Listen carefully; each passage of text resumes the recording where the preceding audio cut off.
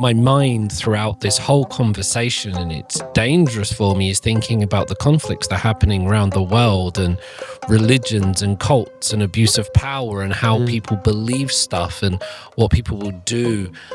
Because to me, sometimes it feels like a scale. It feels like the deprivation of money or sleep or time, or just trying to get belief, or trying to get people to have children. But then there's the promised lands, and there's Satan, and there's carrying out God's message. And there's many people around the world that believe these things, and some of them might just be small cults in Korea, and others might be heads of nation states around the world with armies and militaries, and they might not be the side that you think they are.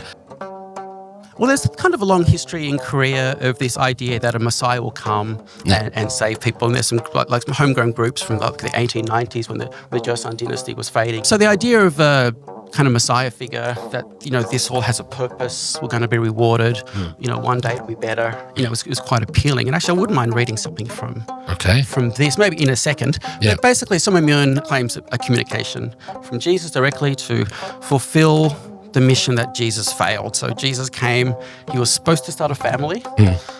He didn't, and that's the Jews' fault. Okay. And that's in their documents. A rabbi wrote about how kind of anti-Jewish a lot of it is. Okay. And so Moon's the next person if you think of Adam, Moses, Jesus.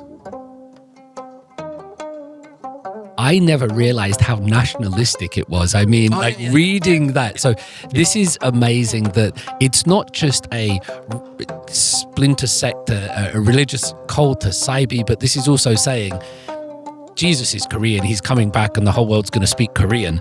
That doesn't speak just to something religious. That speaks to something ethno-nationalist, something deep in,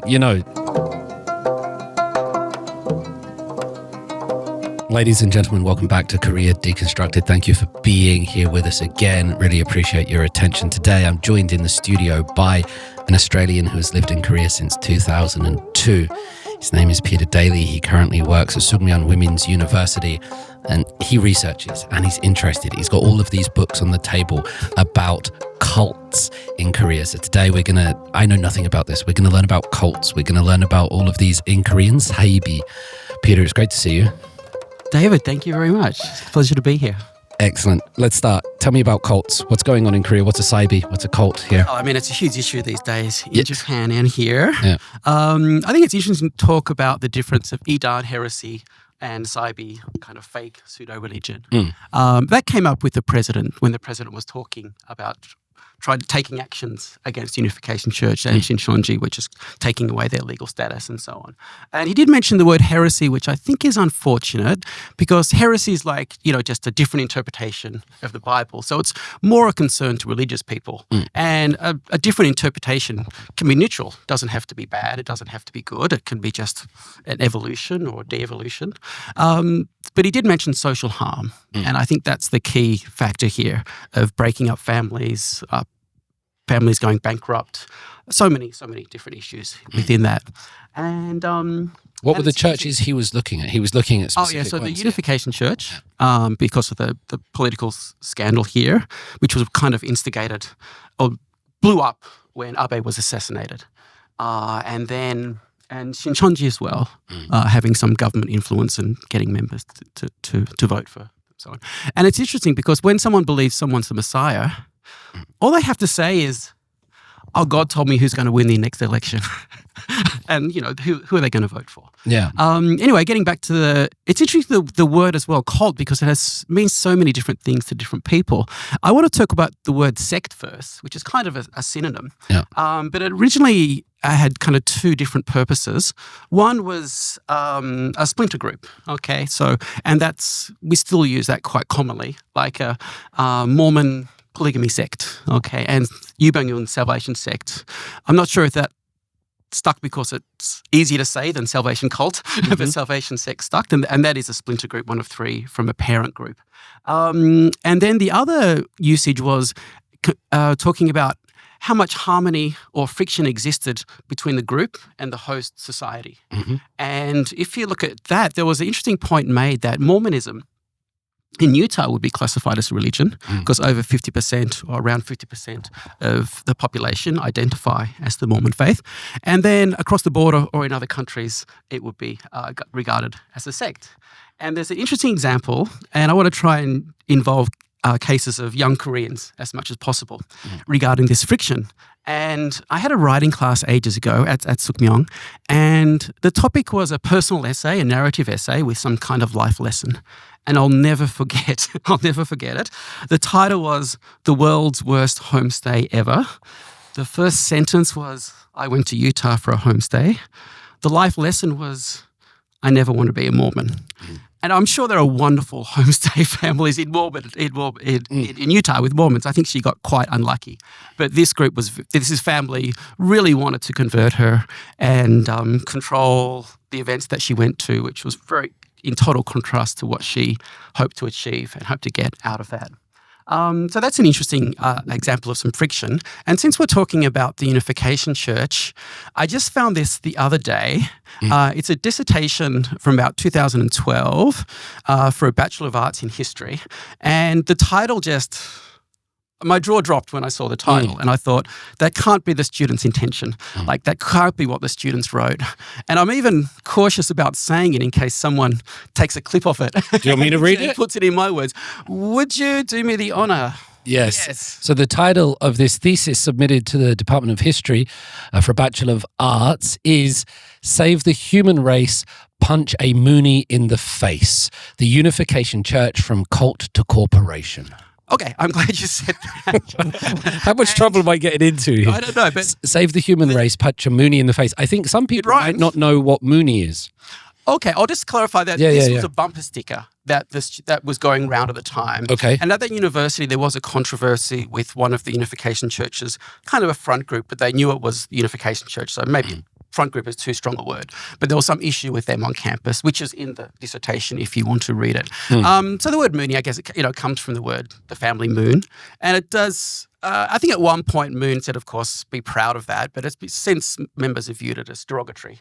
When I use it, we'll just use it for historical persons. When in an article, if I quote the title of an article like this one, for example. But I'll avoid it. I think it's a fair point that it offends members. And so what do we call it? But it's interesting. I don't really like their names because, it was formerly known as the Unification Church. But they're probably one of the most divisive groups around. This is Shinrikyo in Korean. This is the people that have a really big white building by Keimyung University. You can see it from kilometers away. And Shincheonji is down the hill. Oh, I didn't know that. So they're the kind of smaller version. So they're not really a unifying force for anything. Yeah. And now the new name was Family Federation. I'm not even sure the real name. Family Federation of something Unification. And I don't like that. Well, of course, it's a mouthful. But the word family, there's so many cases of people leaving their family, abandoning their kids. So when they say family, I just think it's just the Moon family, but it's just part of the Moon family because a lot of the kids, one called for the death penalty for a mother, one called her the whore of Babylon, these splinter groups. So they haven't kept their family unified. They're a church, the Unification Church. What do they believe? I mean, because I'm not quite sure I know what Mormons believe if I was put on the spot. Okay, so tell me something about this unification. I don't know. Well, there's kind of a long history in Korea of this idea that a Messiah will come and save people. And there's some like some homegrown groups from the 1890s when the Joseon dynasty was fading, and there was greater influence from Japan. Actually, I've got a good example here. And there were some early groups a lot of groups in the kind of 30s when there was all that, problems, wasn't a happy place for Korea, and obviously afterwards didn't really improve. So the idea of a kind of Messiah figure that, this all has a purpose, we're going to be rewarded, one day it'll be better, it was quite appealing. And actually I wouldn't mind reading something from this, maybe in a second. But basically Sookmyung had claims to have had a communication from Jesus directly to fulfill the mission that Jesus failed. So Jesus came, he was supposed to start a family. He didn't, and that's the Jews' fault. Okay. And that's in their documents. A rabbi wrote about how kind of anti-Jewish a lot of it is. Okay. And So Moon's the next person. If you think of Adam, Moses, Jesus, Sookmyung Moon. Okay. When roughly was this founder of the Unification Church? When did he have this revelation? When did he start it? Is this in the 30s? Yes. No. Oh, wait a minute. Oh, God, you got me there. The group started in the 50s, in the late 40s and 50s. Yeah. I forget his birth year. It was around Easter. I'm trying to think of the year. Oh, it escapes me for now. But it's in the 40s, 50s. But yeah. So the group really started developing just before the Korean War. I think it was as well.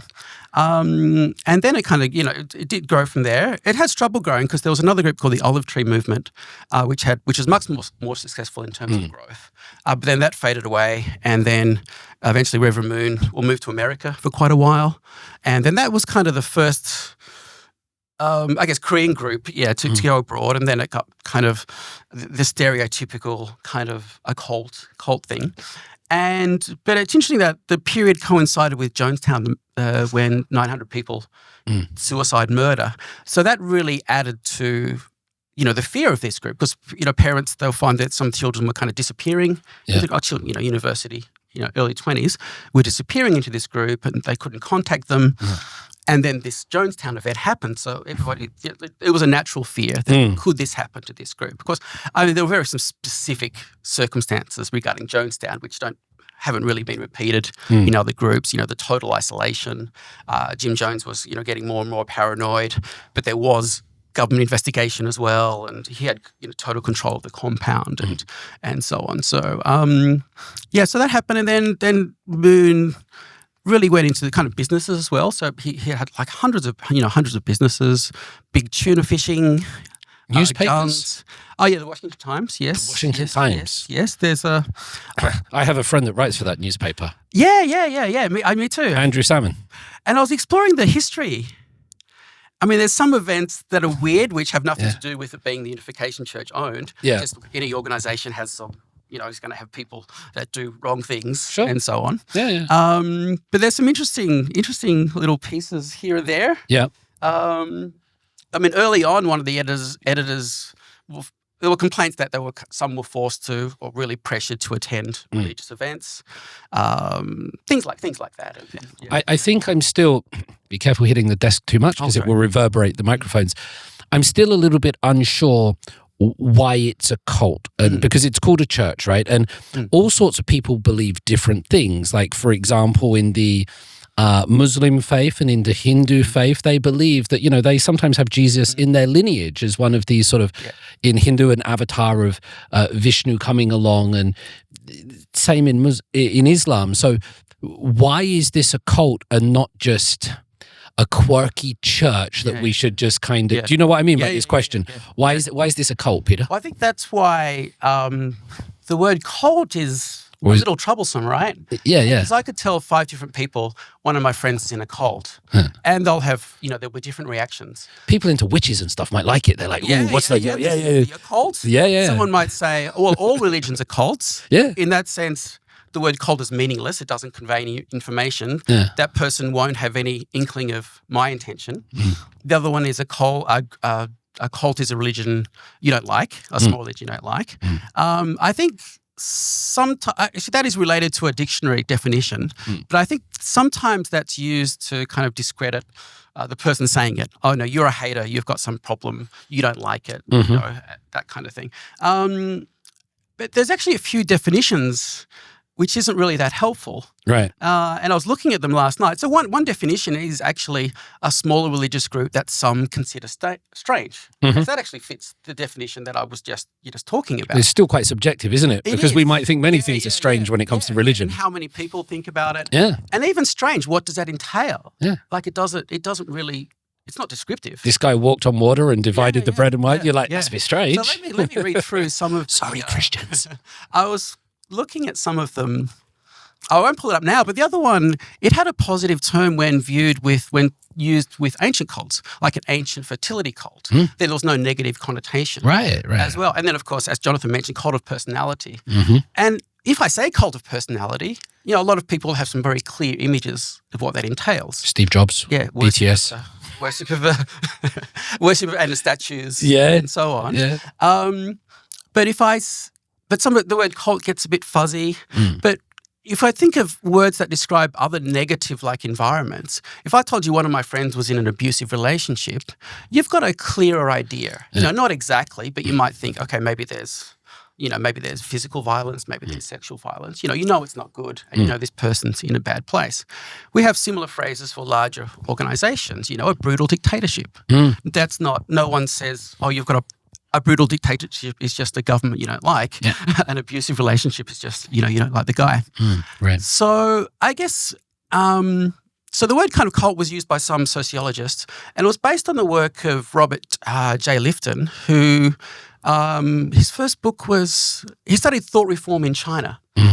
And one of the interesting things was American GIs that were captured in the Korean War, and they did a complete 180 while controlled by China. Suddenly they became, we love China, we hate America. So there was a complete 180. So they started looking at that and the re-education programs.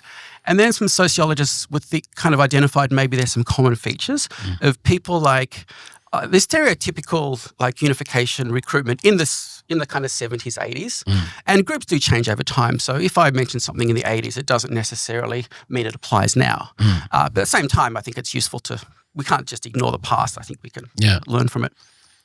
So the kind of stereotypical was someone on a Friday would be invited by someone to a dinner or a weekend away, and they would hide the name. And then there would be this kind of workshop, and if they stayed for 3 days, and a lot of reports of they didn't really have much time to think about things. There were lots of workshops. There was the recruiter that would spend most of their time with them. They didn't have alone time. There was perhaps some sleep deprivation. And then come Monday, dropping out of university, following the group. And actually I want to read an example, which is actually from the group. And so I've got these links. We're still on the Unification Church at the moment, Peter. Yes. Let's see.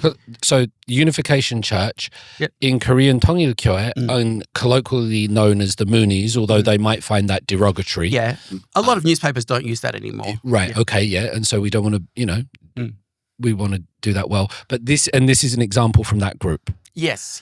And this is the group that's just been banned from Japan. We'll come to that in a minute. Not banned. Actually, we'll get to that in a minute. Not banned, but kind of. Actually, that's what they've lost their status. Point. Yes. Yeah, and I just want to. And the Unification Church is probably the largest. No. In Korea. No, I think Shincheonji is bigger. Shincheonji is bigger. I think. Okay. Yeah.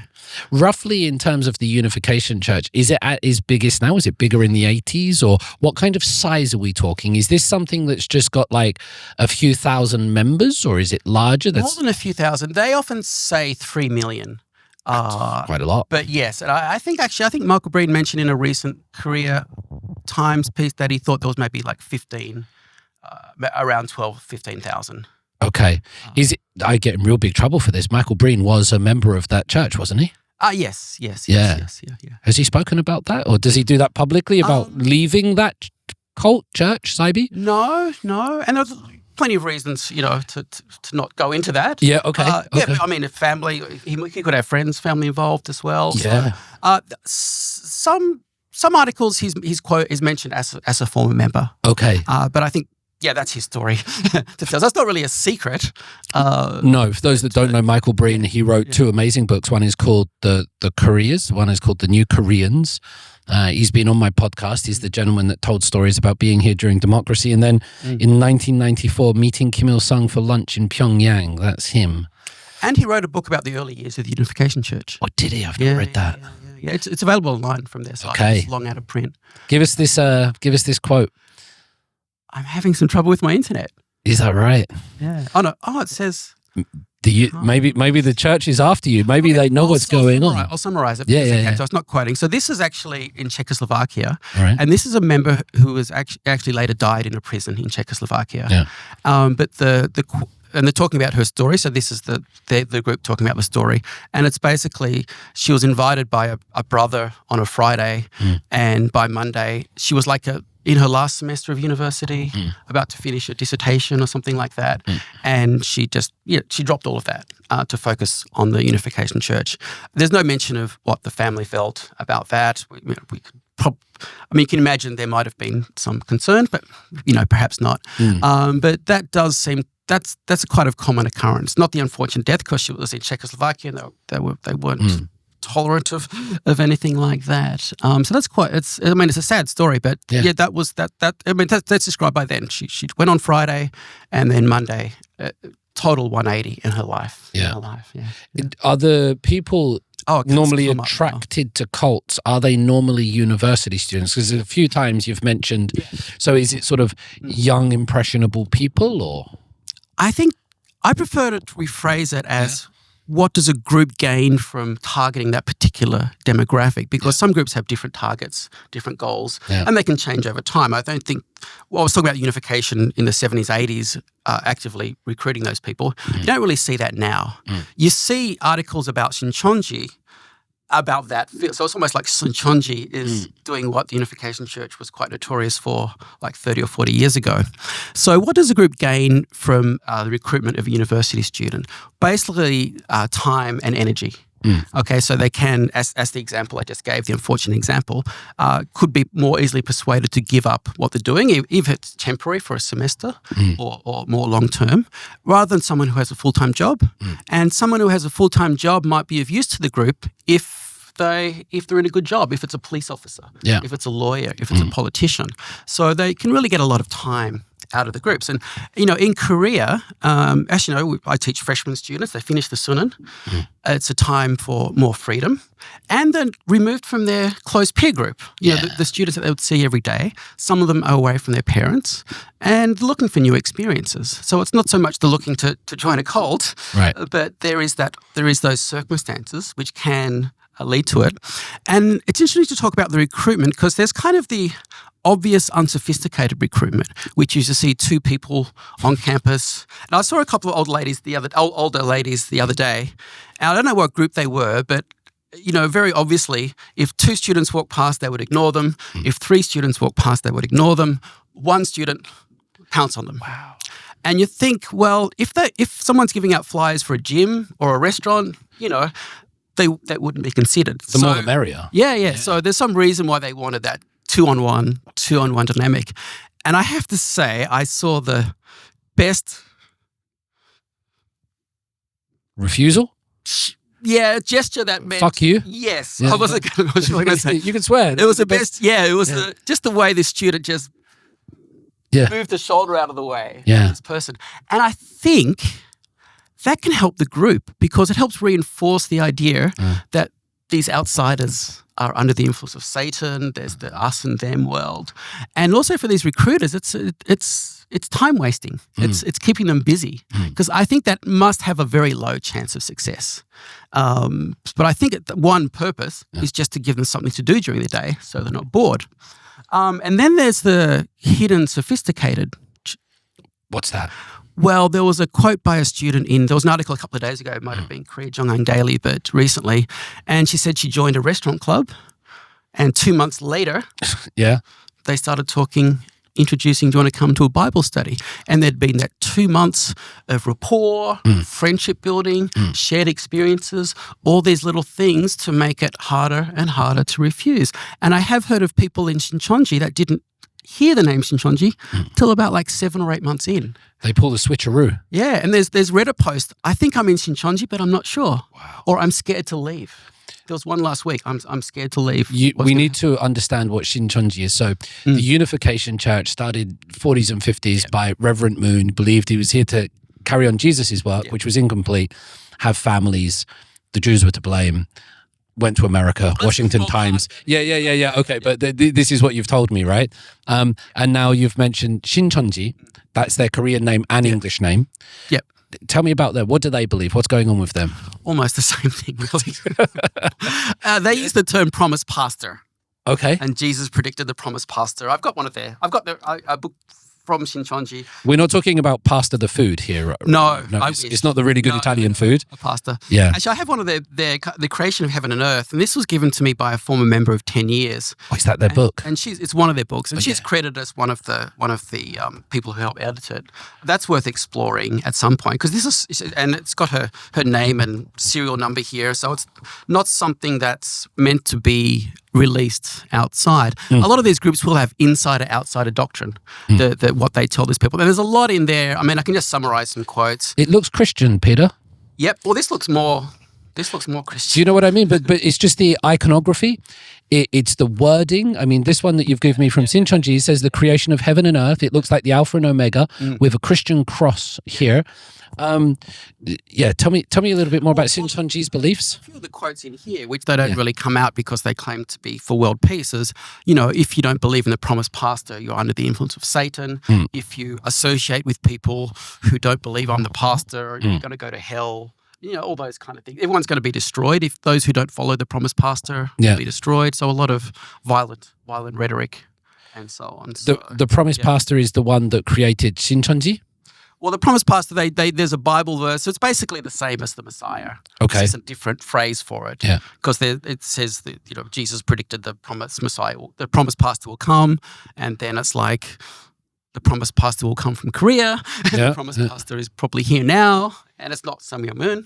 And Sookmyung's course is like the Messiah will come from the country of Korea around the time he was born. Ergo. The creator of Shincheonji, he's quite famous, isn't he? Doesn't he do it?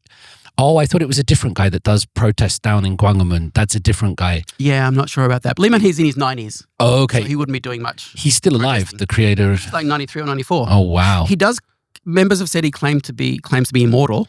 Okay. Which is unfortunate because he's in an aging body. Yeah. If I was immortal, I'd like to stay at the What does he look 30. like? Kind of short, glasses. Yeah.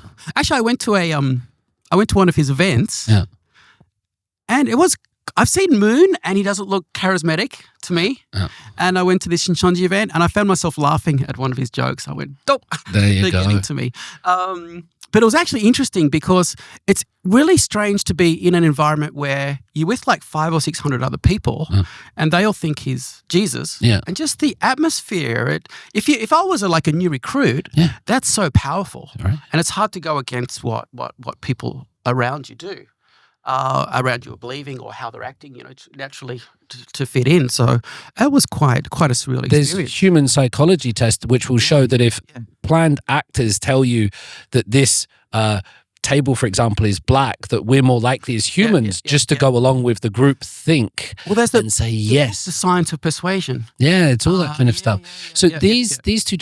By the way, the person I'm thinking of with Shincheonji, who was giving lots of protests down in Gwanghwamun during the COVID period, Reverend something or other, but he's anyway, his name will come to me once I've finished, I'm sure. They must have some charisma. Do they share something in common? Because like you say, there's 500, 600 people listening to Lee Man-hee and Mr. Moon.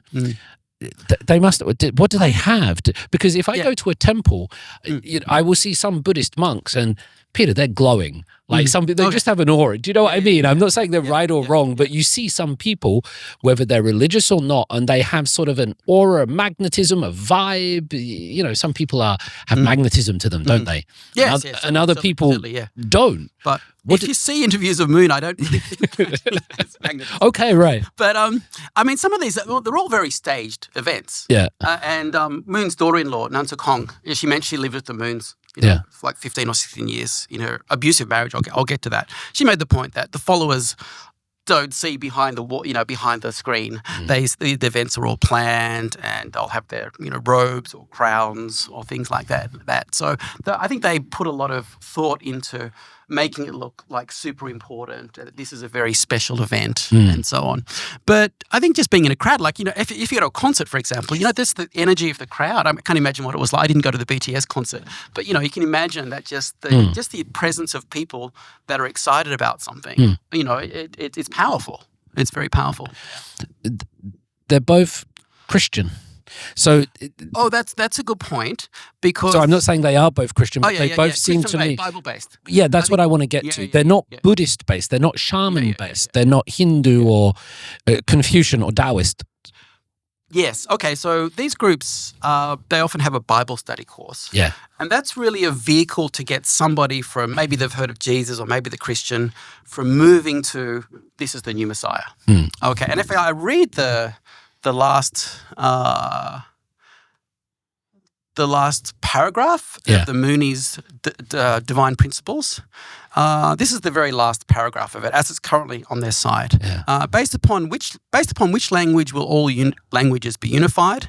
The answer to this question is obvious. Children should learn the language of their parents. If Christ does indeed return to the land of Korea, then he will certainly use the Korean language, which will then become the mother tongue for all humanity. Eventually, all people should speak the true parents' language as their mother tongue. All of humanity will become one people and use one language, thus establishing one global nation under God. There's a lot to unpack there. I like, especially if Christ does indeed return to the land of Korea, because there's no doubt in the group that that's Reverend Moon. It's not Lee Man-hee. It's not some other guy.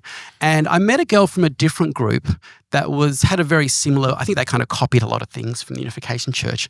And she said, she did the same kind of Bible-based course that didn't specifically say the leader was the Messiah, but there were all these little hints. Right? So she felt because they didn't overtly say, oh, he's the Messiah, she felt that she'd come to the conclusion herself, but she was led by through this garden path. I don't recommend reading the last page of a book in any other circumstances, but if you do look at the end of these Bible-based courses, you can see what the end goal is. And then if you work backwards, you can see all the little hints. Like for the Unification Church, they talk about the 6,000-year period of human history. There's a 4,000-year period from Adam to Jesus, 2,000-year period from Jesus to Moon. So there's kind of a symmetry there, and they add other numbers. But having said that, they're not really creationists, because I saw all these Adam and Eve, Adam and Eve, Adam and Eve, Adam and Eve, Adam and Eve, this. So I can agree. So, what about dinosaurs? Yeah. And if you say, well, it's kind of symbolic. So it's kind of like they just invented.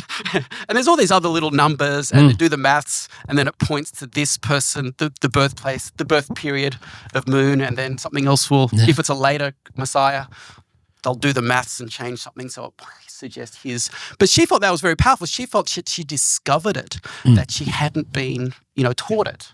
And that really helped cement the belief. That it comes from within, but really it's been planted. It's like what magicians do, isn't it? Yeah. They make like you a mouse believe. Going through a maze, they don't know where they're going, but the person controlling it has the endpoint. Wow, scary stuff. I never realized how nationalistic it was. I mean, reading that. So this is amazing that it's not just a splinter sect, a religious cult, a Saibi, but this is also saying Jesus is Korean, he's coming back and the whole world's going to speak Korean. That doesn't speak just to something religious, that speaks to something ethno-nationalist, something deep in, And the political scandals. Okay, they want, so the idea is eventually they will have this golden age of ruling everybody. They have a constitution. The Unification Church. Yes. Keep telling me more stuff, man. I've never heard it before. Here. And when I attended a conference where I got this book from, which is one of the holy books, and we visited the Gapyeong, the big center, and I'd read this constitution before. Anyway, it sounds quite nice. It's called Cheonilguk. Okay, so I've got some rights. Citizens of Cheonilguk are equal before the law, have the right to hold elections, have the right to submit petitions. So all this nice flowery stuff. And then Article 23, forfeiture and recovery of rights. Some or all of the rights of a Cheonilguk citizen shall be forfeited in the event that he or she is found to have committed any of the following: an act disavowing God and true parents, an act disavowing the identity and ideology of Cheonilguk, an act disavowing the Cheonilguk constitution, blah, blah, blah, blah, blah, blah. And they can take all your money if you... Well, I asked, because we had this event. It was a kind of an organisation holding the conference called CESNA, and it was actually at Daegu University. And we had an event where we visited that group. And it was actually quite an interesting day. And there was the Heavenly Mother was there. Han Hakja was there, but she was in her bedroom. And there was a young American tour guide that was just like, she's in the building. Like Elvis is in the house. Elvis is her eyes. We have like eyes glowing and stuff like that. Anyway, we had dinner. We had a chance to ask questions. So there's pretty senior personnel there. And some of the academics are kind of on the apologetic side. So there was no hardball questions, you know. It was a friendly event. They were having a dinner for us. So I didn't want to be too kind of antagonistic, but I just said, hey, I just saw this constitution and it says that, you know, what I just read out. And I said, well, the family splintered and thousands of people have left. So if there's a country ruled by this constitution, what are the actual ramifications? What happens to a person who loses all their rights? So they're acknowledging that this document is real. And they said, we haven't really thought. We need to think about that some more. So the impression I got, I was in a James Bond parody. They're trying to take over the world, but they're complete idiots. It's more Austin Powers. Right, yeah. In James Bond. But having said that, there's a benefit for the group to have a never-ending goal. Always work harder. Let's keep trying. Don't give up. You know, always work harder. And it's a reminder here that you have to obey. You have to. So there's a benefit for them just having this, regardless of, you know, how realistic or unrealistic it is. Chonil Guk, I guess Chon is the character for heaven. Il is one and Guk is country. Yeah, so one heaven country, something like that. Yeah. And Reverend Moon's son, Sean, I forget some of their names. I'm trying to learn all my freshman students' names. Do they have about 13 or 14 kids? Are they also the ones with guns? Yeah, Golden Crown. Of bullets and they bring AK-47s. They're based in Pennsylvania. And he has a constitution which is very similar based on it, but it's a little bit more extreme. Yeah. So they're much more fringe. There's another group by Preston Moon, and that seems quite normal.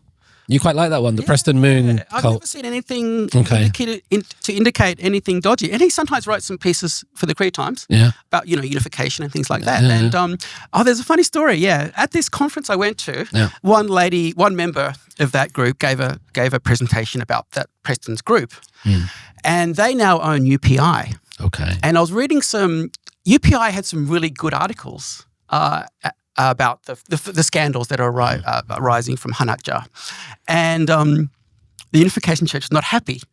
And so I remember there's an article by one member or supporter that says bias in UPI. And one sentence is like, their articles have more information and much more details than the other articles. And I read through it. I thought, that's a good journalist. And then I realized it was the lady who gave that talk. Wow. So she's really connected, but very journalistic, very good articles. Yeah. How powerful are these things, Peter? Because if we imagine just sort of Cybes and cults, if it's just a group of people like in a basement, like live and let live. If people want to worship crystals or dolphins or Harry Potter or Jedis, it's like, you know, you do you. Yeah. You know, in that kind of J.S. Mill liberty idea. But the way you describe it, sort of owning newspapers, articles, politics, They have some sway in Korea. They have some influence. And they're trying to get and they try to get influence. I mean, Yoo Byung-un, one of the allegations against him was that he was trying to influence some maritime laws. Okay. To make it easier and cheaper to run his ferries. Okay. Which one is he from? Is he from? That's the Sewol. That's the Sewol. Yeah. He's connected to cults as well. So he had his own group. He was convicted of fraud in the 90s. Oh my God. He was connected to. Well, there were some allegations connected to this, like there was a suicide of about 30 or 4 members of a different group. And there was some allegations that he had some kind of involvement or business dealings. I don't know if that came out clearly, but I think there was some connection. Might have been business dealings. Maybe lots of people did. But he did serve time for fraud. And I think I don't think they've identified a root cause. Like, it's not like the Titanic where, okay, maybe there's some other things like the Dark Knight, but the iceberg was without the iceberg, there's no thing. So I think it was overloaded, there was a sharp turn, and they'd spent a lot less on safety and training. So I think one of the things I read was like, one of the contributing reasons was the lack of, you know, investment in safety. And money goes to the top in these organizations. Yeah. And when we talk about Fronts Group, that's a good example to explore how he reinvented himself to try to get some more money to kind of erase the history of the conviction. Wow. In his past. For those, I'm sure most people will know, but for those that don't, the Sewol was a tragic ferry sinking in which 300 plus young children, predominantly teenagers, lost their lives in the waters off Jeju Island. And it was traumatic because as a country, we heard many of those last telephone messages being played on news because there were children trapped in a ferry or being sent to their rooms unable to come out. And video recording, yeah, it was absolutely traumatic. It was scarring, I think, especially for a young generation of people who would have seen and heard their peers suffering. Like, I didn't know that was connected. I knew there were rumors at the time. Yeah.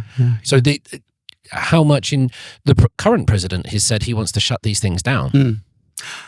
Yeah, well, that's... Lee Jae-myung has said that there's got to be less, because President Yoon Suk-yeol, there's always these rumors, okay? So ex-President Yoon Suk-yeol was accused of having a shaman and symbols on his hand. And Park Geun-hye. Ex-President Park Geun-hye. Ex-President Moon Jae-in was a Catholic and that. But now Lee Jae-myung, the current president, he's come out and said, we can't allow these things to wield influence. Yeah. Okay, so, the Tokyo court ruled on... The lower court ordered the dissolution of the Unification Church in Japan a year ago. Yeah. And then there was an appeal. And then this decision came down. There's another appeal of it which they've lodged, but it doesn't stop the dissolution process. And that's really interesting because my opinion actually changed reading a former member and an article there because, I mean, in theory, it's not targeted at the general members, right? The idea is strip the leadership of some assets to pay some victims if there's victims and remove the tax, the free tax, no tax for a religious institution. And it is interesting that what's happened in the past, because before this decision came down, I was just looking what's happened in the past. So Aum Shinrikyo, the sarin gas attack, they were stripped. They weren't actually banned. Like a couple of years later, there was an attempt to ban them, but the government ruled, no, their ability to carry out such an attack is they don't have that ability anymore.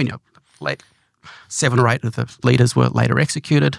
Assets were taken. So in some sense, the group kind of continued. I mean, obviously very stigmatized, but one member said that, their place of worship was confiscated by the government, and then some members had some money to rent something across the road. So, I mean, it did have a big impact.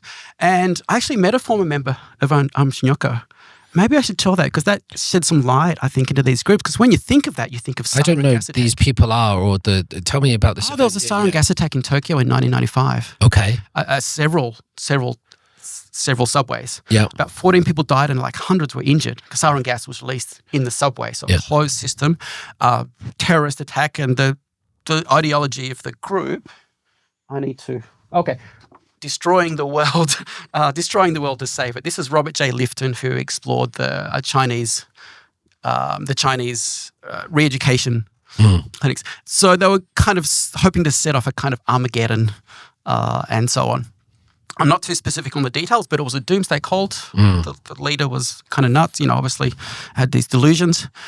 And I was at a conference in America called run by ICSA, International Cultic Studies Association, and I was actually it was actually a lecture run by a couple of these Japanese lawyers that have helped the victims of the UC, because I was going through my records and I took photos of the business cards, and then I Googled them and realized that these are the guys that are supporting the victims. Anyway, so at this conference, there were lawyers, there was psychologists and counselors, and a lot of former members of Scientology, and quite a few former members of Unification Church, and some other members.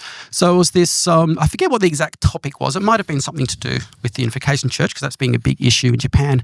But following the talk, this American guy got up and said, I have a question for you. I was a former member of Aum Shinrikyo. And that shouldn't have been a huge surprise, but, I almost spat out my coffee, right? Because I just thought, sarin gas attack, terrorism. Yeah.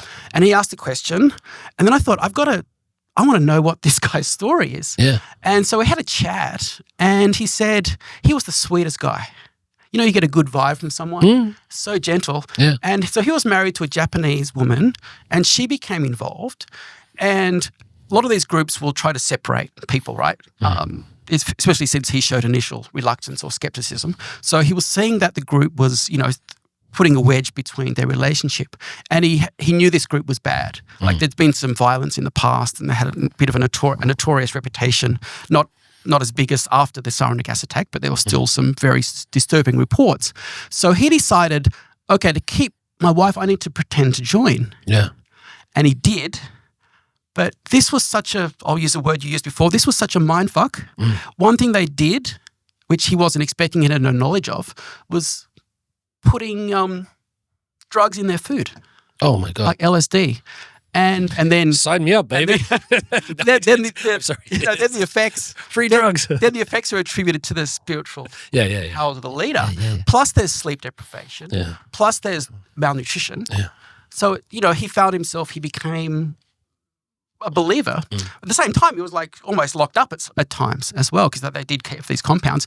And I think about 99% of members had no idea this sarin gas thing was happening, right? As a need-to-know operation. And most of them didn't need to know. So it was a shock to these members as much as I think the outside world. And there was also the same religious persecution. And there's a sort of subset of academia that is very apologetic of these groups. And I think the worst example is in the days following the attack, Aum Shinrikyo paid for 3 American academics. One was James Lewis, Robert Melton, I think. These are sociologists in religion. And they flew them over there, showed them around for a couple of days, and then asked them to give a press conference and claim that we couldn't have been responsible, this is religious persecution, all this kind of thing. And I think James Lewis was the only one that did it. The other 2, or at least one of them said, I don't think I'm comfortable with this. So he stood up there, having had like 2 or 3 days of like essentially love bombing and, let's take you to our facility here. Look, there's no gas here. We couldn't have done it. It was like a trip to North Korea. It's exactly like going to North Korea, leaving it thinking, what a wonderful country. I met some really happy people. So he stood in front of these journalists. And at the time it was like, I think it was proven like a day later, but everybody, like there was kind of like, only the batshit crazy conspiracy theorists were saying like, it's not them, but only the crazies were saying it's not them really. So, and I think that's really indicative of that subset of academia. Always persecution, never prosecution. Innocent until proven guilty, innocent after proven guilty. Demonize former members. And that brings me to my next point actually about this thing, because these former members are often described as militant atheists, someone who talks a lot on YouTube. It's like sometimes people that leave North Korea are some of the most vocal critics of the regime. And the best sources of information. Yeah, absolutely. I agree. We have some healthy skepticism, but if hundreds of accounts match, we can draw some conclusions. So what have you got? You've got a test. So So I was talking about the effects of the dissolution and how it kind of changed, and how I said it's not meant to affect members, but this former member, who's actually an American guy who grew up in the town that the Moons lived in, so he knew the Moon's children. We're talking about the Unification Church now? The Japanese one? Church. Yes. Yeah, okay. Yes. Go on. But Moon lived in America for a while, in New York, and he lived in the same town, so he knew the children. I mean, they had about like 14 or 15 kids, and he grew up with one of them. And it was actually Moon's reaction to the suicide of one of his sons, which made him and his family leave the group. But anyway, so the article, it has some quotes on the effect of the members. And so, so the former member posted this article. I'll read from the article first, and then I'll read his comments. So one church executive said of the UC, just some background, the dissolution order came down, and within about an hour at their 260 locations, there are government officials knocking on the door, give me your keys, you're out of here, and so on. And some people were told to go home and stay home in case they had some questions. Apparently, one government agency recommended a gradual reduction because there's really not really a need to do it within an hour. So that shocked a lot of members. I mean, they had a year to kind of realize it was probably happening, but at the same time, the decision was made, and then there was this big operation. They were ready to go bang on the door and say, "Give us your keys, you give us your computer passwords, go home, or we're going to question you." So anyway, there's an article. What is it? The Asahi Shimbun that talked to some of the members. It was this is a member. It was like a seizure notice, and the shock was immense. I've been coming to this church for decades. I felt as if all my memories were being negated. Another member, the church suddenly became unstable and it feels like a part of my life has disappeared, said a female follower in her 40s. gathering and talking with believers is part of our religion, and we are truly struggling. Another female follower in her 60s said tearfully, as time goes by, the sadness of not being able to see everyone grows. I feel sorry for them, Peter. Oh, yeah, this is terrific. And this is and this was the comment from the member, the former member who grew up with the Moons. And former members are demonized. Yeah, I would imagine. Yeah, and this is what he says. It was not easy to read this as someone who grew up in the Unification Church, especially being a kid going to school in Irvington, New York, where the Moons lived, and always afraid that locals might find out I was in that cult. My only refuge besides home was seeing friends at their houses or church properties. I just hope current members and their children can develop trust and find grace in people outside the UC who may help provide or connect them with available resources as a means of survival in this time of heavy withdrawal. I'm speaking from experience with my family, recognising the UC's abuses over time and eventually stepping away. Those first few years were a lot of helpless outreach to the larger society we were conditioned to view as the fallen world. Us and them, Satan's out there. So there's a fear of the outside world. We had to retrain our hardwired brains that it was safe out there. A reality those of us born into the UC may always live with as a work in progress, but it does get better over time. So that's coming from a place of experience, empathy, compassion. And you'll see these articles, former members are in it for the money, they're lying, they're disgruntled, and all that kind of crap. I'll just have to call it crap. So it's having a larger. I didn't expect that effect because there was another group in Korea had this withdrawal of their religious license, and from the outside looking in, it seemed like nothing changed. There was a name change, a different organisation was registered, business as usual. Okay, there might have been some. About 40 of them were arrested. There might have been some internal, maybe some places like this happen, but.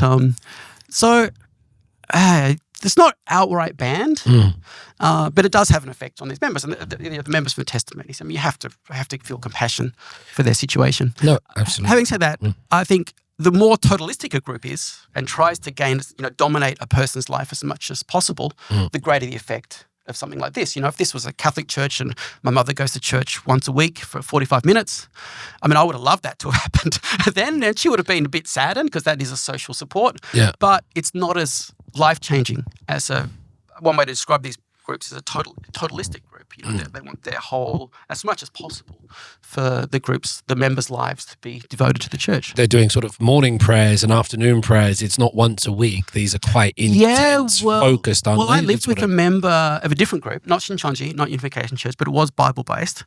And we met just as she was getting into the group. We worked together in a hogwon, and we just arrived. And this group had this dawn service, so she would get up 3:30, get picked up at 4:15, get driven out to this compound. It seemed great because suddenly she had all these friends and she was doing drumming and she was taking Korean classes. So I thought, wow, you've really landed on your feet and this is really cool. This was a foreign person? Yeah. So we're both Australian, working in a school. And then over time, there was kind of more requests to go to these morning services more often because I think initially it was once a week. And I remember so clearly she did 5 in a row. Yeah. So then she'd come back about 10 a.m., have a little nap, go to the hogwon, start at 2, finish at 10, go home, maybe sleep at 11, get a couple of hours sleep, get up. And she was so proud of herself for finishing this week. I've done something really, glorifying God and so on. Sure. But we were teaching kids in the afternoon. And sleep deprivation, teaching kindergarten kids, energy, patience, empathy. Yeah. That goes out the window when you don't get enough sleep. Yeah, so that was the first kind of inkling. And actually what happened was in the summer she went home for a week. And I think the group, they probably tried to persuade her because I saw one counsellor saying, one sign of a dangerous group is if you tell them, let me think about this for a week or 2. Let me go and process this. They'll say no. If it's a safe group, yeah, sure, feel free, research us, go nuts. So she went home and I was just aware that there was a few things that didn't kind of add up or seemed a little bit weird. But anyway, she went home and she said, she went to a church in Australia before, and so she had a long history of trust with the pastor. I forget the denomination, but she went home and said to him after the service, I've got something amazing to tell you. the Messiah has arrived, and I found him in Korea. He's in Daegu. Yeah. I won't say, long story. But, and he said, start from the beginning. Yeah. Tell me everything. Yeah. And they talked for like 4 or 5 hours. Yeah. She had time to sleep. She had time to process it. She had time to do some research. All this was, she wasn't able to do. And so she made up her mind. And at the same time, I was a little bit more. So I was thinking, maybe this is, should I call her parents? Because I think this is getting a bit, dodgy. And she came back, and the first thing we said was like, I'm out. I'm never going back there. And these people that were her best friends, they're suddenly her enemies. They're following her around town. She'd wake up crying. She had nightmares, and she couldn't get out of Korea fast enough. Yeah, a really traumatic experience. And on paper, it wasn't like a huge, like there's a lot, worse stories of longer involvement, and she wasn't sexually abused. She didn't give lots of money away. So you can kind of look at on paper saying it wasn't as serious, but it was traumatic. It was traumatic for her. Yeah. I've heard, it is very traumatic. I've heard that, and I don't know if this is correct, that one of the ways they'll try to keep you is not just with the sleep deprivation and the no time to process, is also by making you confess various things. And then, so I'm not sure if this is true, but you confess various things, and the more you confess, then this is, used against you if you ever want to leave, that they might say, Scientology is, I think, noted for that. Is that Scientology? Yeah. I mean, maybe I haven't heard of it specifically, but I think we do have these sessions where you kind of say your failings and then you work harder. Yeah. I think this also comes back to the Chinese re-education camps. Is Scientology a cult? Oh my God, yeah. Yeah, okay, yeah. Is it a religion in the States though now? Does it have that specific It does have, I think it is. Religious status? Actually, that's one of my first experiences. What's that? Because I love reading. Yeah. And I love music. And the founder of Scientology, L. Ron Hubbard, he was a pulp science fiction writer. That's right. In the 50s. So my dad got me one of his big books, Battlefield Earth. Huge alien invasion. When you're 12 years old, it's like alien invasion science fiction. That was a movie with John Travolta as well. Yeah, because he's a member, and it bombed like a... Okay. It bombed like a bomb. Yeah. Yeah, so that was one of the reasons why he was involved. Okay. Anyway, it was, I was 12 years old, and it's aliens invading Earth. And, let's go. Oh, this is great. And I clearly remember there was a little flyer inside, and it was an ad you could send away for a tape or something, but it talked about the music that L. Ron Hubbard wrote to match the story, like a soundtrack to a book. And the pamphlet made him out to be the greatest composer in the world. Yes. Like, I got the sense, if I go to a record shop, I'm going to see lots of L. Ron Hubbard records in with all the dead Germans and dead Austrians. John Williams or something like that, stirring Wagner. Yeah. Wagner, Mozart, Beethoven, Bach, L. Ron Hubbard. And I think I even did go look. I was that naive. I was 12. Yeah. But it was my first experience of what bullshit told with certainty and conviction. Like Reverend Moon, Jesus spoke to me 100%, and it can be quite powerful. Yeah. But yeah, I always remember that. What did the music sound like? You listened to I've heard it's crap. I read a report. Oh, but he has some jazz members. Okay. Chick Corea and some other people. So I think they were involved in it. But I've never heard it, but I looked at it the other day because I was thinking about telling this anecdote.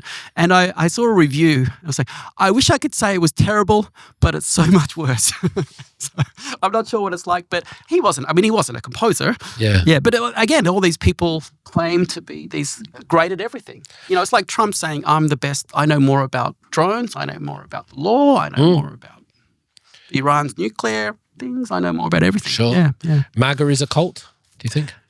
Interesting. I think cult, maybe there's a kind of cult of personality. Yeah. Actually, it might be interesting to define what I think of when I say cult. Yeah. And I'll start by giving a couple of examples, kind of, because when I really do think of the extreme end of the spectrum. Yeah. Okay, like if I say if a friend was in an abusive relationship, it could be some low-level abuse, it could be high-level abuse. Okay, so there's really a continuum between a safe group and, they might get and an abusive group. Anytime there's a power differential, you were talking about, I think last week, being a professor and having that automatic level of respect because of our position.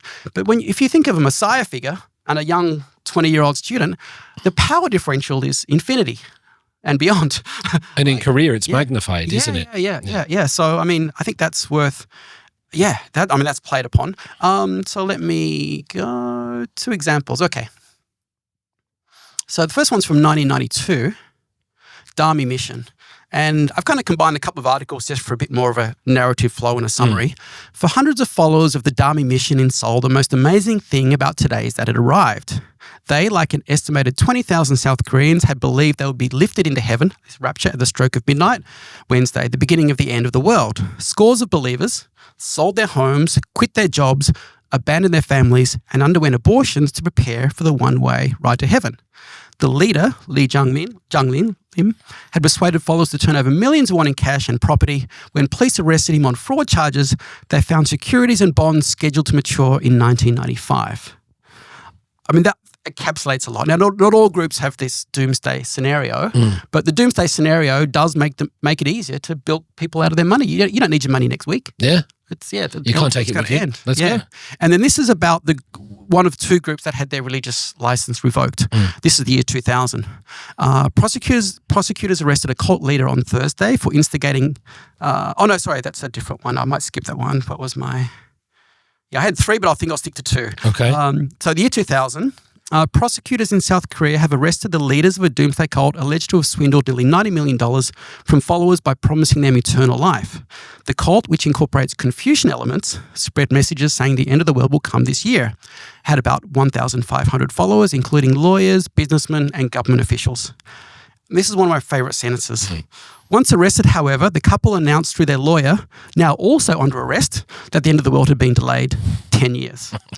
Now, what I think is really interesting, this sentence here was actually in the BBC, a BBC news report, alleged to have swindled nearly $90 million from followers by promising them eternal life. Tell me, when you think of someone in that kind of group, what comes to mind? Someone who would be in a group wanting eternal life. Old people. Fooled by this. Old people. Mm-hmm. Old people, like I get the idea of Walt Disney wanting to be cryogenically frozen. I get the idea of, Stalin, Putin and Xi Jinping, like trying to cling to power or do things as they approach the end. They want to elongate it as much as possible. That's what I think. I think of old people facing the end and not wanting the door to close. What about just having the belief that it's possible? Creative people. Emotional people, right? People.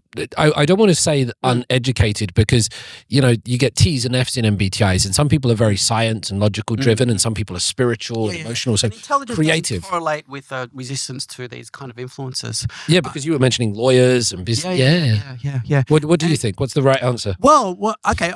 If I wrote that years ago, I thought, okay. Think about it being read by someone in England. Okay, sorry. There's a reason I'm going with England. It's published by the BBC. You probably think, that Korea's crazy. That's a strange place. Yeah. Nothing. Could never happen here. That's weird. That's crazy and nuts, right? I think that's a natural reaction. Imagine there's a young police officer reading that and maybe had that impression or was shocked by it. I don't know what he thought. And now we'll talk about some front groups.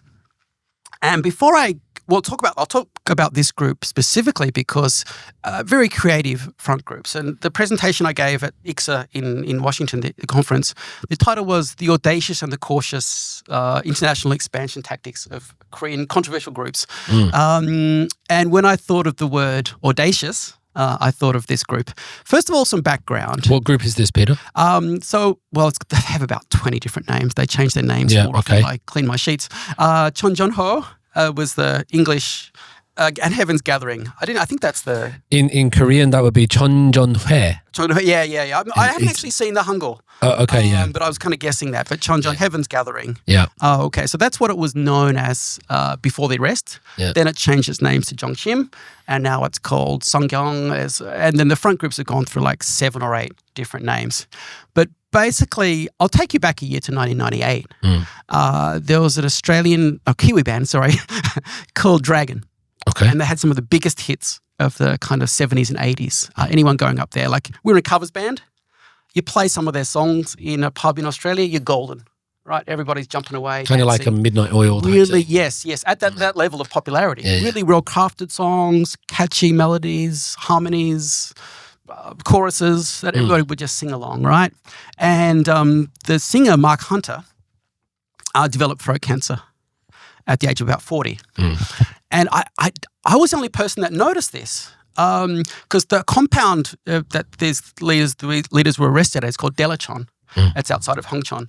And there was a mention, I think I was just doing all these variations on Google searches to try to find, as much information. It's amazing what can come up with a different Google search. That Punchamuni in the face. I don't know how I found that, but I'd never seen that before. Somehow what I searched for, that came up. Anyway, there's a reference to him, and it's repeated in the media about his death, that before his death, he sought a cure in a place called Daejeon, South Korea. And it's interesting, so he wouldn't have been indoctrinated to think, because these leaders claimed to be God. He was just someone that had a terminal diagnosis, right? So we can't, I'm going to talk about another patient as well, but, you can't say he was gullible. You can't say he was dumb. He wanted to see his kids. Yeah. And Western medicine couldn't promise him the false hope, and I imagine expensive hope, that this group was peddling. So he went here, and of course, he died soon after. It does seem to be that it gave him some solace, though, because he said one of the members went back with him to Australia, so he didn't realise there was this big scam later. So it is interesting, but some other people have had a different experience, and so they changed their name and they set up as a charity in London called Key Health. And what was really audacious about it, it's the same people. I got a letter saying that, and they mentioned this recently to some Dutch reporters, there's no managerial or financial connection between this group and the Korean group. But if you go to the websites, it's the same people in the same uniforms. The name changes, the people don't change. It's the same personnel. They come to Korea. They still go to this place called Daejeon, and there's a new place there. So, it's a legalese term. It's just the same group. But I'm just putting on a mask. I'm putting on a different hat. I'm calling myself something different. But the point is that there are people who are very vulnerable. Yeah. People who want to see their children. People that want to, and these. Yeah. It feels like you have a lot of sympathy or empathy for those people that get caught up, rather than sort of disparaging them, or rather than. I see that people who criticize cults are bigots, anti-religious, like the former member. It's a place of compassion and empathy. And it's really ironic because, I took part in an intervention of a girl that was being indoctrinated, groomed by a convicted serial rapist. Members see you as the enemy, and they see the guilty person as the savior. Yeah. And so it's really, really quite it's really quite surreal. But I think it's worth talking about getting people out of groups, or trying to, because that's a huge can of worms. Yeah. Controversial topic, because it's illegal in the States, but some families in the 70s and 80s, did forceful kidnappings. Okay. What's illegal? What's illegal? Kidnapping. Oh, kidnapping's illegal, but interventions are. Oh, okay. So I'll get to that, how to do an ethical one. Okay, tell us. But I just read an interview with an Australian woman who did one of these in the kind of late. It was just after Jonestown, 79 or 80. And what happened was her son went to, I think she was living in England. Her son went to America, California for 2 weeks and disappeared. And she somehow managed to talk to some people who knew him on the phone. And they said, oh, yeah, he's joined one of the cults. And so she had no word, didn't know. Like a missing child, right? The worst thing is not knowing. Yeah. Did he die? Did he join this group? What happened? So she went to California, and she managed to track down that people said, oh, he's in that house, which is the Unification Uni house. So she went to the door, and they said, oh, no, we don't know who you're talking about, right?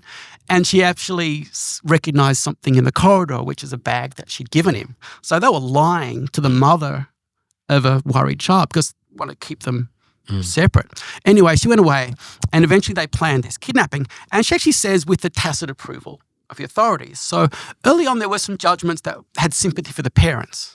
Okay, but I think there were some extreme cases where there was, kidnapping someone, keeping them trapped in a room. And I think it still happens in Korea, more the kind of religious side, teaching someone the true meaning of the Bible to get out of Shincheonji, which I don't like. It's not helpful because one thing, it doesn't help them avoid a different kind of cult. It's out of the frying pan into the fire, isn't it? Almost, if they don't realize the deception, the recruitment, the manipulation, if they're just talking about, oh yeah, this Bible verse is here, they're wrong there. And I have heard a story that people that have left the group without an understanding of the forces that were used against them going to another group because they don't know what to see. There's actually an interesting story about Michelle Pfeiffer. Okay. She grew up in a cult, and her husband was doing a documentary on the Unification Church. Yeah. And she thought, because then she's looking at that as a cult, because she thought, okay, I'm not in a cult. Yeah. But then she recognized all these similarities. And that helped her. I think it was a small, like, family, or I forget the exact specifics, but I remember skimming the headline recently. How do you feel? You just mentioned, like, sort of getting people out of Shincheonji. This is a very controversial question, but it was the thought that came into my mind. People then that want to show North Koreans the power of Jesus. Because a lot of the work that is done by sort of Korean Americans and sending Bibles across the border and trying to get in, probably this is my mind because of the last conversation I had with Jonathan Cheng. But do you understand where I'm going with this? Because in one way you feel it's nice, get them, but in the other way it's... I mean, if the end result's positive and they can get out of North Korea. Yeah. Yeah. But there was a story of one, and I came across by accident, who was... helped out of China by one of these notorious groups. And his account was his life in South Korea was like North Korea. They didn't register him with the government. Oh, wow. He's still in China on this fake passport, in Korea with this fake passport. They didn't let him have a phone, and they sent him back to China to help facilitate getting other people out on his fake passport. Oh, so wow. He could have been deported back. And I forget, there was just eventually, I think this... I read it recently, but eventually the person kind of in charge of him, there was some mix-up with, I forget exactly, but eventually the person who kind of got him into Korea said, oh, yeah, he's actually a North Korean, and so on. So that's extreme, right? Yeah. That's extreme. I mean, he got out of North Korea, so there's a positive result. Yes. And I think his life, even if he'd stayed in that group, it would have, he would have probably maybe been happier and a better experience. Now he has the internet, he can watch Michelle Pfeiffer movies. Yeah. I guess, intention... What are the motives? What's the ethical intervention then? Because you said there were different ways. You said the mother turned up to a house and they said no. You said no, but you can't kidnap someone. How do you get someone out of a cult? Well, if it's that situation, you have to wait. And there's there's a cult counselor, interventionist in America, Rick Ross. He helps with the FBI, and there's the XLM group. He helped put a few leaders in jail. He's had death threats and so on. And I think he did participate in some of these in like the early 70s, 80s. But he's written a book. I don't have it because I got the Kindle version. But how to get people out of cults. And he's very adamant. If there's no access, if there's no possibility of meeting the person with their consent, then I'm sorry, you just have to hope. You just have to wait. And so the intervention I took part in was actually in Australia. And the girl was living with her family, which otherwise it wouldn't have been possible. And I think it's a textbook case of an ethical, successful intervention. So it was planned. There were three of us. And there was a lady in charge who leads a cult awareness group in Australia. She's since retired. And there was a former member who knew her from the group. And then I had some background information, I had some video files and other information about that specific group and its controversial history. Long story. Anyway, so first the mother had to go into her bedroom and say, look, there's some people that want to talk to you. I really hope you'll just give them a few hours of your time. Like, can you promise me that? Just that. And then, whatever you want to do, you want to stay with the group, that's fine. Okay, so she agreed to that. And the former member went first, and I was waiting down the park. I was shitting myself.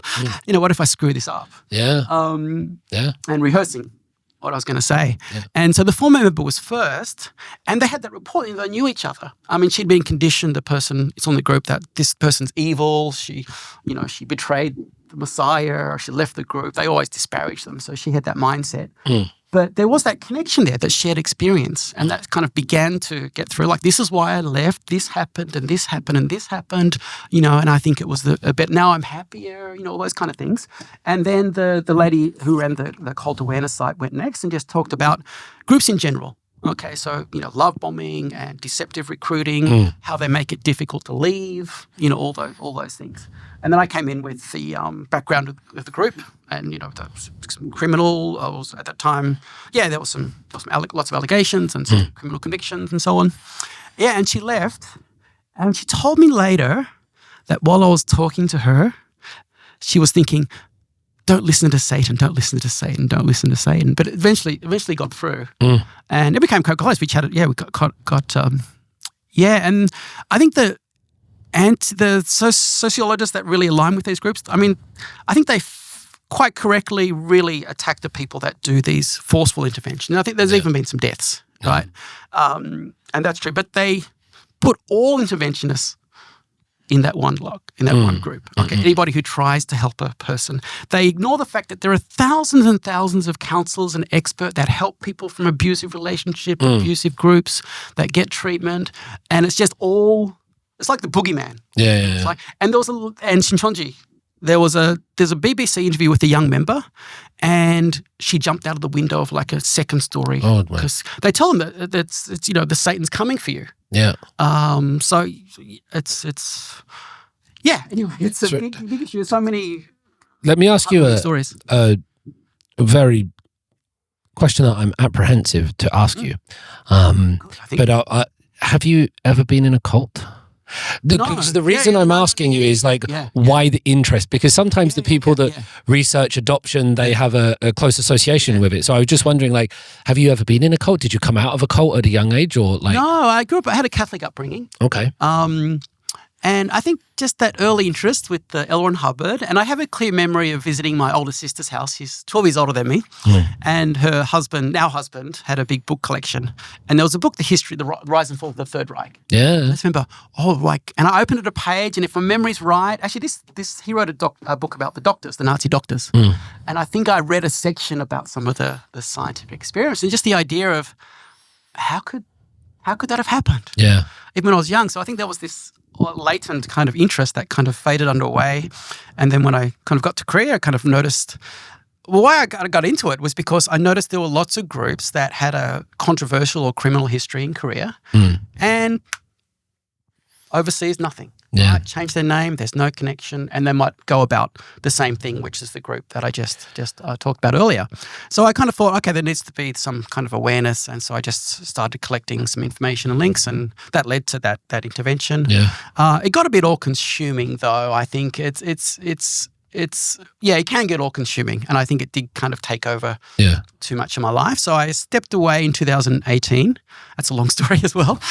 But I wasn't willing. I did it kind of a little bit unwillingly. Yeah. But then I realized it was a blessing in this. Like, I would get stressed if the website would go down. Yeah. But I was getting emails from parents, right? And they were thankful, and former members. So it was really, really quite, I was really quite proud of it. Is there a legal aspect to this conversation or the work you've done? Because it's quite sensitive, isn't it? Or not? Okay. Let me try to give you this question, perhaps as we come towards the close of this conversation, Peter. Over time, as Korea has modernized, because, in the 40s and 50s, this was an agricultural society. It was very poor. It's risen from the ashes. This is well documented, the miracle on the Han River. Have the cults and the religious organizations or pseudo-religious organizations operating here gotten more powerful, gotten weaker, maintained the same level? So, considering the 70s, the 90s, the early 2000s, and today in 2026, are they rising, are they falling, or are they the same as ever? Do you have a sense of that? What I seem to notice is that they only come to the attention if there's an event big enough that can't be ignored. Yeah. Right. The Seoul Ferry. I mean, you hadn't heard of Yu Byung-un. Yeah. Right. And then there was actually one of his sons was convicted just a couple of months ago. He'd been on the run for like 7 or 8 years. Yeah. So it's kind of hard to know because these groups just fly under the radar, smooth sailing, and then suddenly something happens. Unfortunately, in Japan, it was the assassination of Abe. Shincheonji got more attention with this COVID outbreak. That led to a they were found innocent of breaking the law regarding COVID. But that's some congregating, isn't it? They said you're not allowed to come together or something. Yeah, so it was very early. Yeah, it was the biggest outbreak at the time. It was very early. I think there might have been a couple of smaller outbreaks around, but it was very, very early. But a few factors, I mean, were found not guilty of purposely spreading COVID, and I think that's true. But if you look at some of their videos, they have these big halls with hundreds and hundreds of people sitting side by side. The leader claims he's immortal, and as these groups are kind of totalistic in nature, so being sick isn't a reason to skip church. Yeah. Being sick is, oh, you're weak, Satan's come into your life, come to church. Mm-hmm. And what happened was, there's a lot of secrecy, members don't tell their parents and, and so on. So there were like health professionals that didn't reveal their presence at this, event that they could have been exposed. Yeah. So a lot of people found out their mother, their daughter was in Shincheonji after a COVID positive test before the vaccine, when it was much more serious. And there was one event, I've got it somewhere, but a health professional went and didn't disclose and was tested positive. And then the doctors and nurses around him, suddenly they're lost. They can't affect, they have to go into isolation. They have to get tested. They could get sick. So it really, that was huge. And then they realized there were lots of like dormitories where the kids, because there's parents that don't have access to their kids. They're often in a dormitory together, and it was just shocking. So there was no kind of technically, they were slow in producing the lists. Yep. I know that. It's very scary. Yeah. Do you have any advice for people that might come to Korea in terms of how to spot cults, how to avoid cults, or anything like this? Because I must confess, in my time here, I've had very limited experience. I've been here 21 years and very limited experience. It's funny, I had experience from day one. After about 10 years ago, a young boy and a girl came up to me in Hongdae, Korean, and they asked me for directions to a bookstore. Oh yeah. In English, and I said to them in Korean, check it on your phone. You must have a phone. And they said, no, we don't have a phone. And I said, what are you talking about? You're Korean and you don't have a phone. You're Korean, right? Yeah. Where's your phone? I don't have one. You're asking a foreigner. Yeah, and you're asking a foreigner. And so I just kind of laughed at them. Yeah. And I don't know that they were from a cult. They could have been two really nice people. But you see what I mean? Yeah. It was the absurdity. And maybe I just carry an energy where people don't try to approach me too much, right? Yeah. But for those that do come here, how do you identify? How do you control? How do you stay away? What's the best way, the ethical way, the safest way? Yeah, I think education, really. And just be aware, be aware of the obvious unsolicited, if you don't know, or giving personal information, so on. But as I mentioned, the university student that mentioned she was in a restaurant club for 2 months. So I think just read up on some things and try be aware. I think just be aware of these groups are out there. It's a shame because I see these, it's usually typically Shincheonji or Heavenly Mother Church of God recruiting around Itaewon. And actually Heavenly Mother will actually say that in that group.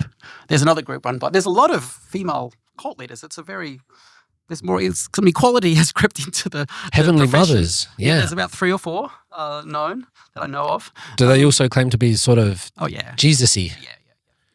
Yeah. Are they hot? That's a really ridiculous thing to say. But are they old ladies wearing sort of nuns' habits? Hanakja's probably 80. Okay. This Heavenly Mother, God name escapes me, but older as well. Yeah. The Heaven's Gathering one, when I talked about the UK example, I think the couple have died that were in prison. They were sentenced to 10 years and 8 years, 10 years each, and they got the wife got out first after 6, and then she took control, and the husband got out later, and I think he kind of disappeared or somewhere or started his own group. So there's a younger lady running that now, and there's a video of her with the crown and the robes and so on. I didn't really. Maybe she's 40 or something. I don't know. Anyway. Yeah. But I think it's kind of like. But there are heavenly mothers. It's not just patriarchal. About equal opportunity. Yeah. There are some women. But your question, I think just be aware of being approached on the street. Yeah. And I think, as I said, it's a shame because there might be a really safe group recording on the street, and everyone will think you're a cult. So it's a shame that these groups do that because they do they make it harder for people to do that. It might be a charity organization. It might be some old people that need help with the work that they're doing, or a soup kitchen, or just a football team. And so that's right, that it would make people apprehensive. You used to mention football team. Manam. Do you remember Manam? What's Manam? Manam. It was a Shincheonji front group. Okay. This is when it really hit the scene, about 2011, 2012. And overnight, this volunteer organization appeared out of nowhere. Yeah. Suddenly there were people on corners all over Seoul and Daegu. Yeah. Like they weren't there 3 weeks ago. Suddenly there's thousands of them offering free Korean lessons, free cooking classes. There was a running club. There was a soccer club. Any kind of activity. Yeah. Knitting club. You could imagine they were all available.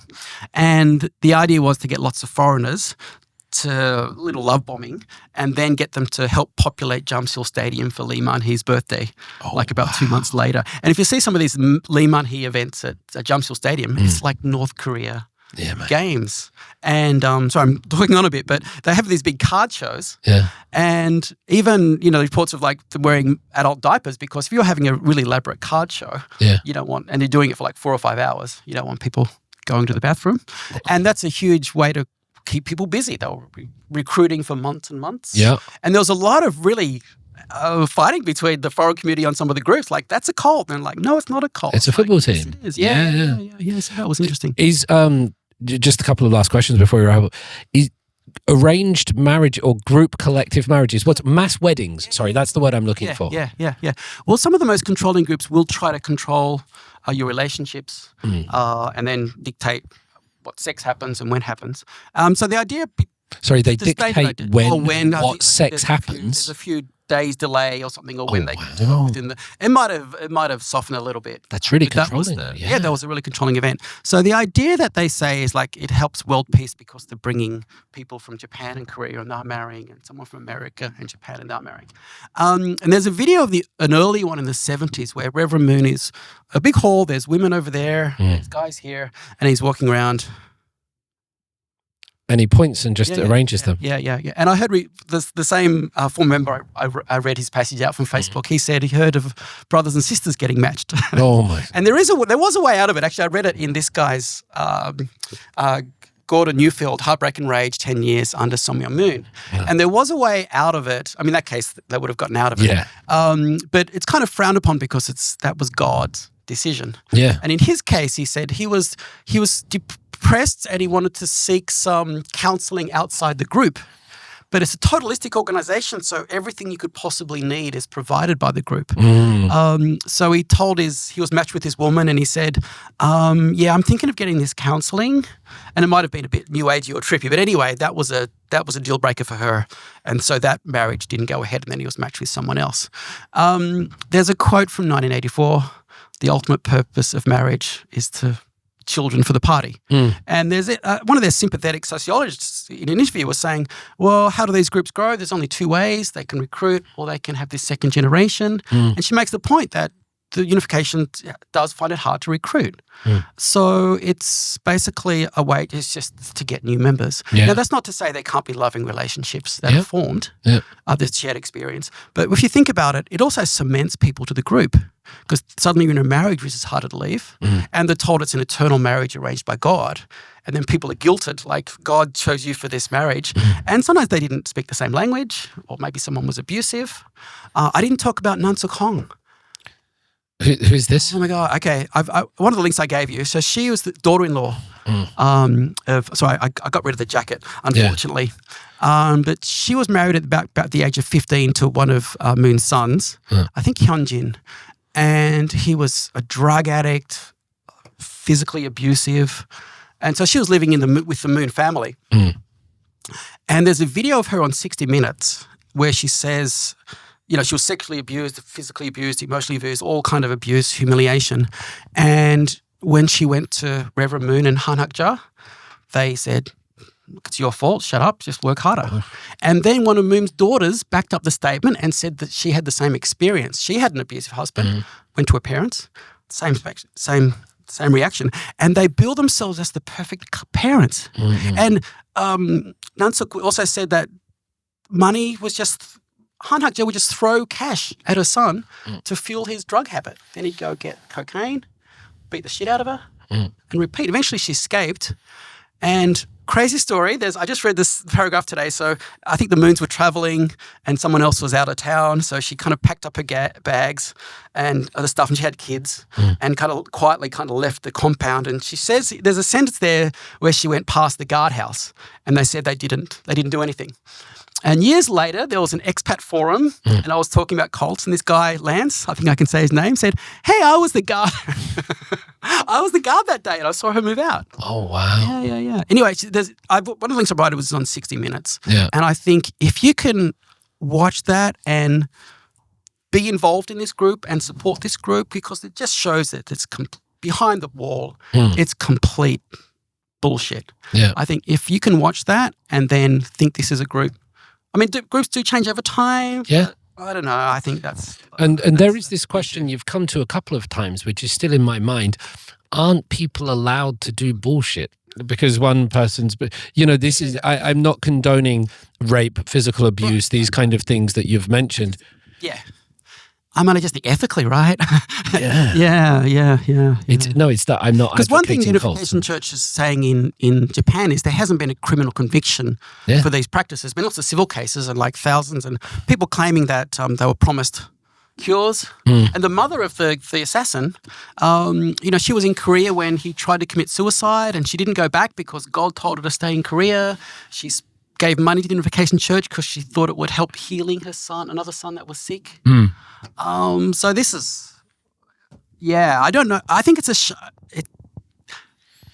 the Japanese authorities should have been onto this earlier, and all the connections with the assassination of somebody like Abe, who is a political giant.